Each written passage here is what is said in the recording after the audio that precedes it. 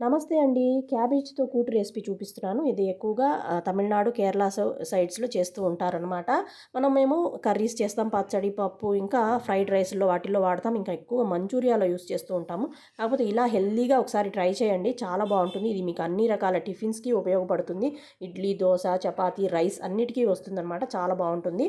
దీనికోసం పెసరపప్పు, కందిపప్పు, శనగపప్పు 3 కూడా శుభ్రంగా కడిగి కుక్కర్‌లో కాసేపు నానబెట్టుకోవాలి. ఇంకా క్యాబేజ్ శుభ్రంగా కడిగి కట్ చేసుకొని కడిగి అందులో వేసుకోవాలి. ఇంకా టమాటా, ఉల్లిపాయలు, ఇంకా గార్లిక్, ఇంకా పచ్చిమిరపకాయలు 2, కొంచెం ఇంగువ, జీలకర్ర, మిరియాలు ఇవన్నీ వేసి కొంచెం నూనె యాడ్ చేసి కుక్కర్లో ఒక 4 విజిల్స్ పెట్టుకోండి. కొంచెం సాల్ట్ యాడ్ చేసి తర్వాత దీనికి ఒక బైండింగ్ పేస్ట్ అనేది రెడీ చేసుకోవాలి. కొబ్బరి, జీలకర్ర, ఎండుమిర్చి, పచ్చిమిర్చి కొంచెం నీళ్ళు యాడ్ చేసి పేస్ట్ చేసుకొని పక్కన పెట్టుకోండి.